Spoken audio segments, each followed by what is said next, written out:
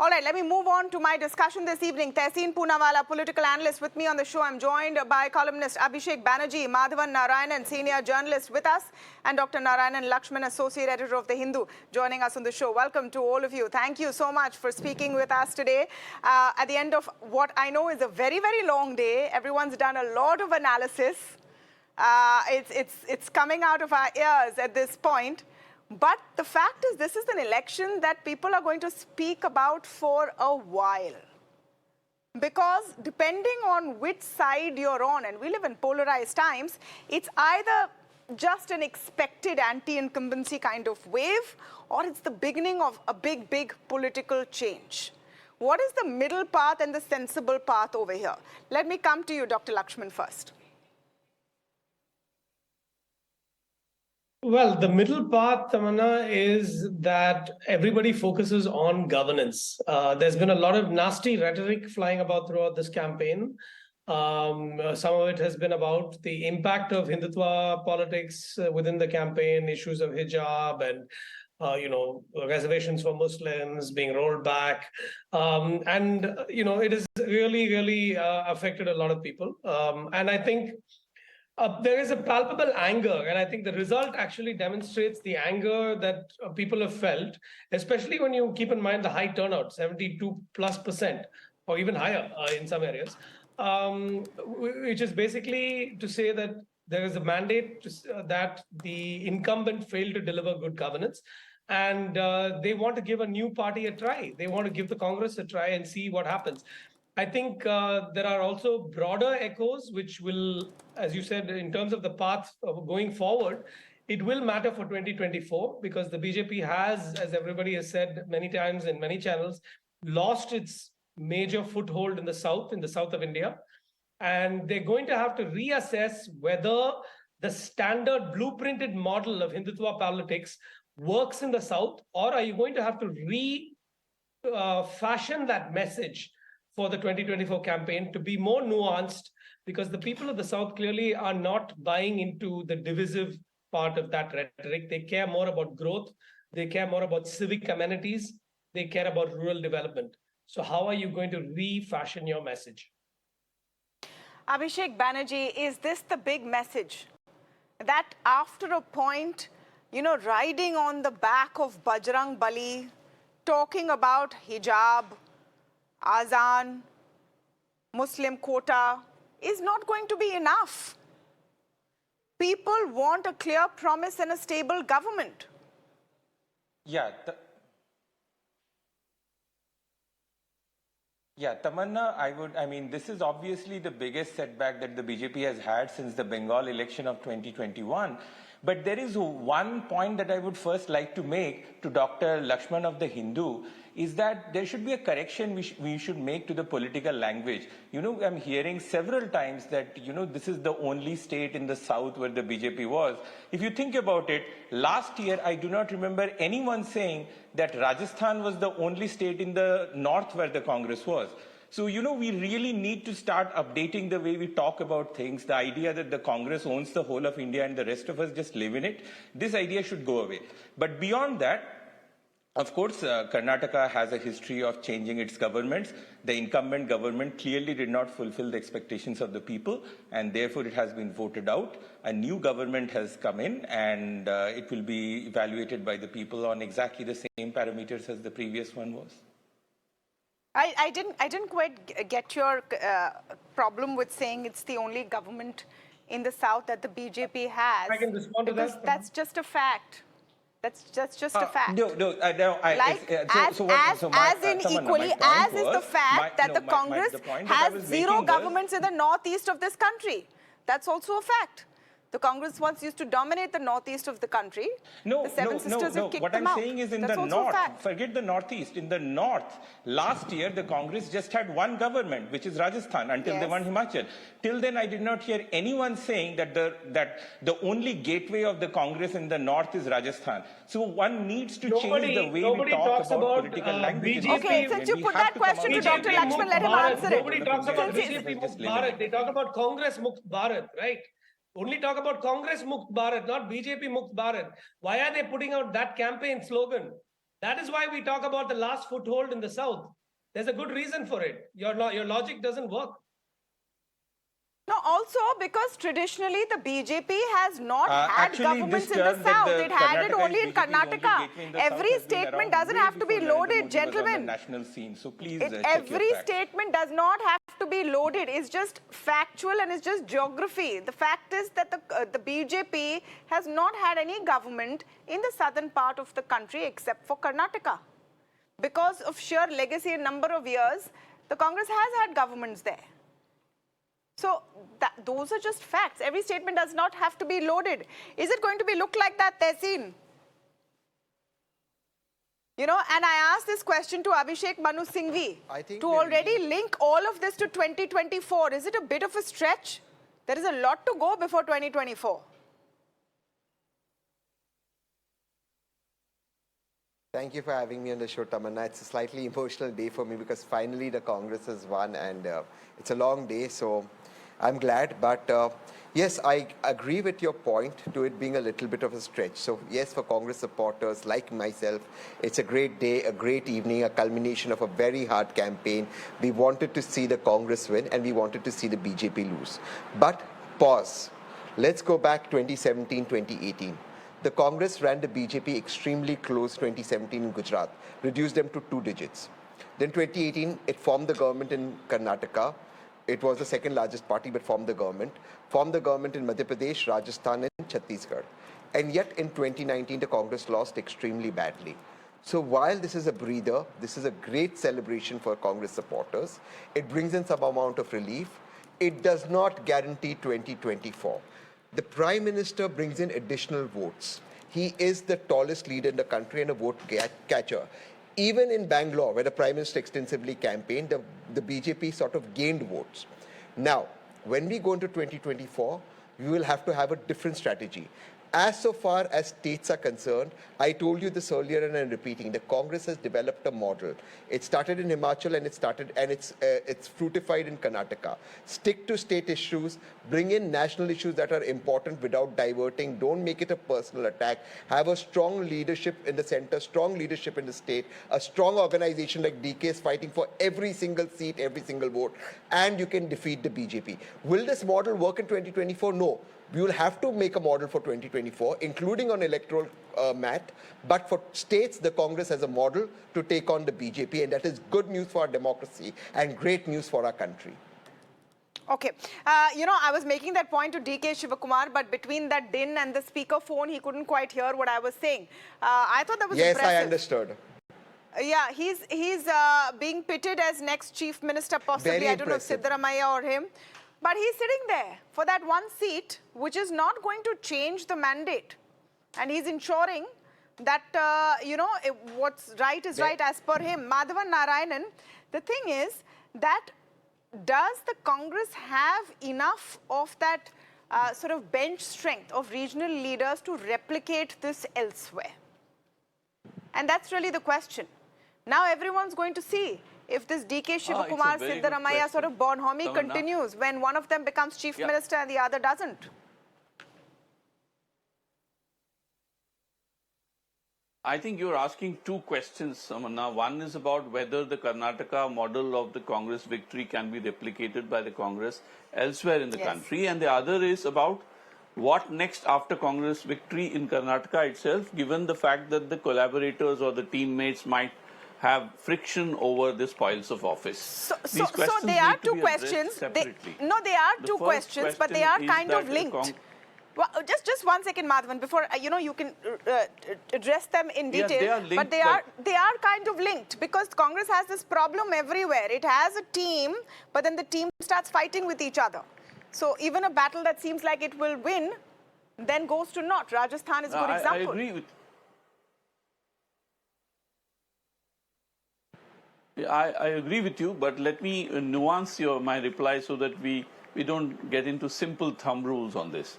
The first part of this is that the morale is extremely important because the moment in any election victory or campaign or strategy, you need a combination of morale, policies and delivery mechanism.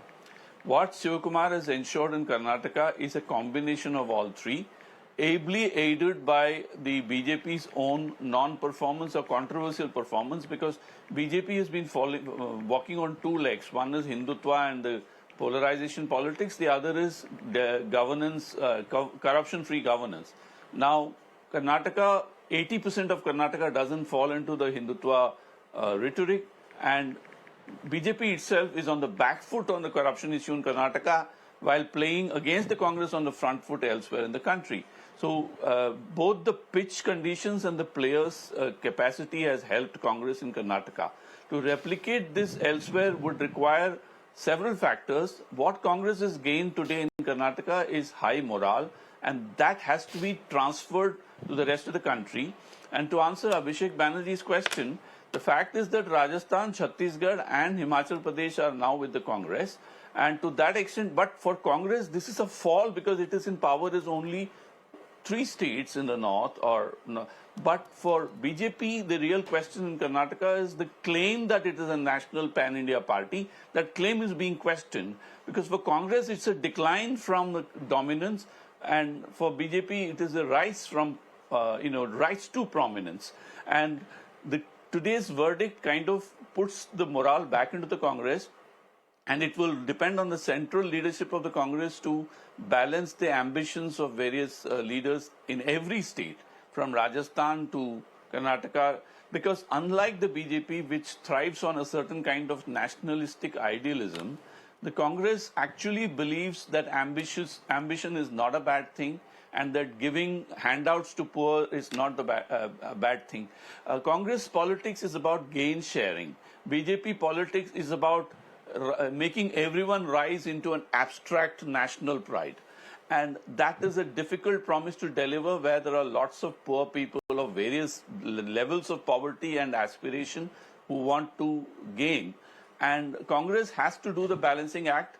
The High Command needs to think twice. But let me put it this way. Everybody knows that some kind of a compromise has to be reached within the Congress.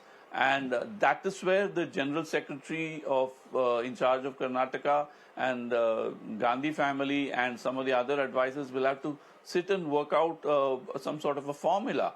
But I would not rule out that formula, because Congress has a historical culture of sort of hiding its differences and somehow coming out with a formula towards the end.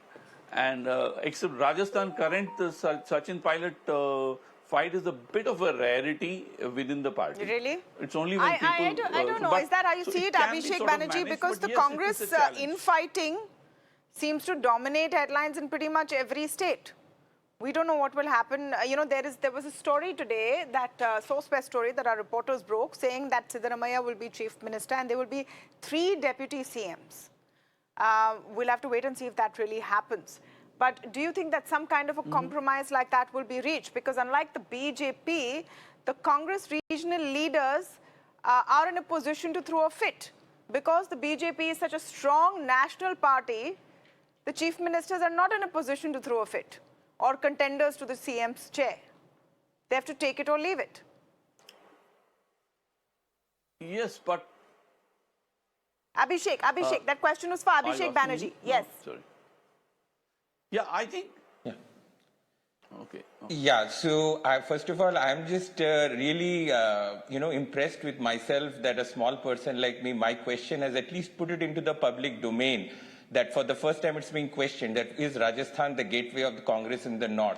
Now, Mr. Narayanan, he told us about this, this abstraction and somebody dealing with poverty. There's just one factoid I want to put out, is that I wonder if he's aware that India's per capita GDP was below sub-Saharan Africa until the year 2015.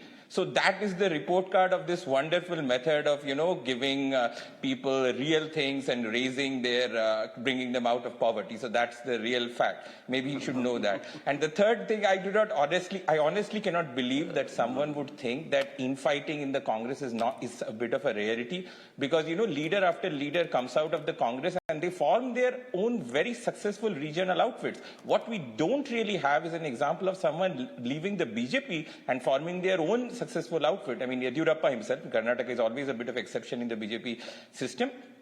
He did manage to form the KJP for a while, but then he merged it right back into the BJP. So let me. Okay. Yes, Madhavan to respond. Yes. Well,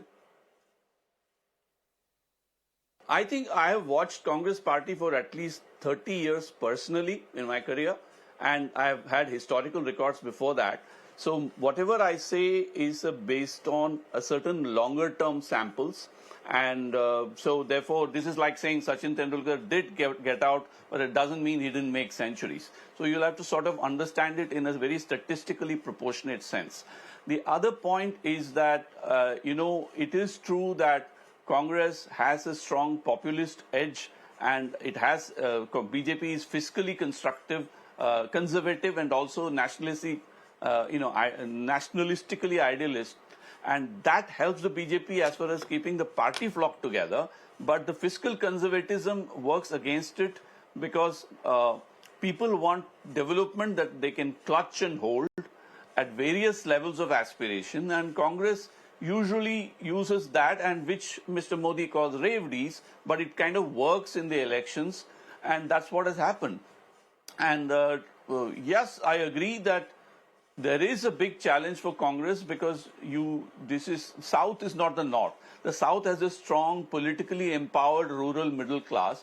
Even Bihar has. In UP, there is no rural middle class that is powerful because the Samajwadi Party is sort of big enough to sort of do well, but not big enough to have a commanding lead.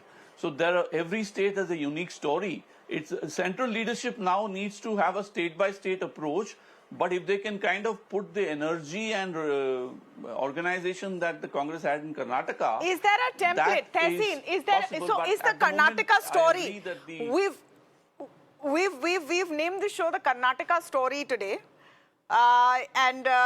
if it has any resemblance to another movie going on or another sort of story going on, that's only coincidental. But in the Karnataka story, Tehseen, has the Congress found a template it can follow? Refrain from personal attacks on a very popular prime minister. Stick to the local issues. Let your regional leaders shine. Tehseen. It should actually be the Himachal Karnataka story. And yes, can you hear me? Yes. Can you hear me? I'm sorry, can you hear me? Can you hear me? Yes, okay. yes. It should actually be the Himachal Karnataka story because this story started from Himachal and has moved to Karnataka. This is the template. Template number 1. Stay away from the left loonies and the NGO walas. They will destroy you. Template number 2. Don't make personal attacks on the Honorable Prime Minister. Template number 3.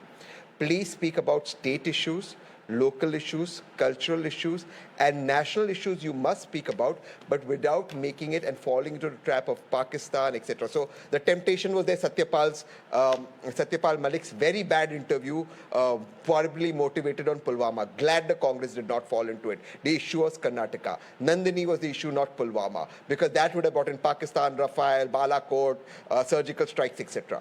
Fourth, central leadership and a strong state leadership must work in coordination. That happened in Himachal, that happened in Karnataka. Fifth, very important thing. Don't divert to other issues that allow the BJP to polarize. Stay away from polarizing issues. The BJP will try everything on polarization. They will try hijab, what do you make of the everything. What do you make of the Bajrang Dal announcement? And do you think the Congress will follow through? 1 minute. What do you make of the Bajrang Dal announcement, and do you think the Congress will follow through? I'll come to that specifically. So the issues have to be state-related, development and jobs. As so far as the question you asked about the particular organization, B.K. Hariprasad answered it. In fact, I'm going to call him up after this show and congratulate him. Any human being, man, woman, any gender, any religion, any caste, breaking the law, violating the constitution, moral policing, telling women what to wear, beating people up, should be dealt in accordance with the law.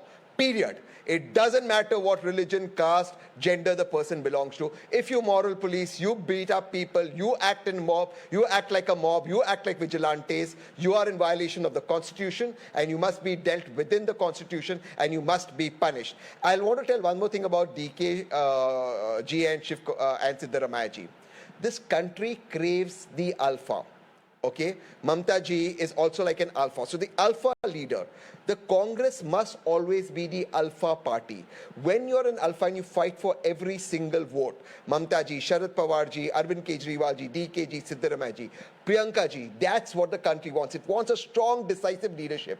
So that is extremely important. What you saw today, DK Shiv Kumar ji doing or Siddaramaiah ji doing, that is what this country wants. The country craves this. And you should want this because this is democracy. There is no need of being shy. If they walk into the election commission, in the election office with their mobile phones, even if you're an MP, you got to call them up, stand up to bullies. So you have to stand up and the country will support you. So a lot of respect for DK ji and Siddaramaiah ji for fighting till the last vote. Every vote counts. Okay. Remember, CP Joshi did not become chief minister because of one vote. I once asked a famous MP, how many votes do you require to win? He said just one vote. So every vote counts. Fight your blood out, your sweat out, your heart out for every vote. Respect it. Tehseen, I must say I've been seeing you on TV since early this morning. And I'm glad you've joined perhaps your last show of the day. So every show also counts and every comment also counts. So you're definitely carrying that, spirit with you. Dr. Lakshman, last question before I wrap this, and then we're going to show you some beautiful reports that our reporters have done from the ground. Sidda or DK? What's your bet? I think it looks like Siddaramaiah at the moment, but I think they're going to have to be quite creative about how they manage tensions within the party and between those leaders, because let's face it, DK Shivakumar has his own coterie of supporters and has proved to be immensely popular. He certainly has strong links to the high command as well, and that counts for a lot within this Congress system or the Congress model. So while I think Siddaramaiah, based on his sheer, the inertia of his popularity from earlier days, will be propelled to the sort of the driver's seat. Age factor may count slightly against him, and as I said, it's only a matter of time before DK Shivakumar makes a claim. So maybe like what happened in neighboring Tamil Nadu, where they have a CM and deputy CM, and maybe here in Karnataka they'll have a rotational formula across the cabinet as well. Something creative will have to be, put together, cobbled together to prevent an even bigger disaster from happening, which is that, you have a repetition of something like 2018 and you have a sense of internal vulnerability within the party, fragmenting the basic mandate that it's been handed so beautifully today. That would be the biggest pity. And I think both the leaders are aware of that. And I think from what I can make out so far, they are of mind to come up with a formula that actually works in terms of governing the state. All right. Let's see how that story goes through. Thank you so much to all of you for joining us at the end of a very, very long day of election analysis. But it's a story which will continue over the next few months as well. Election season per se has just begun.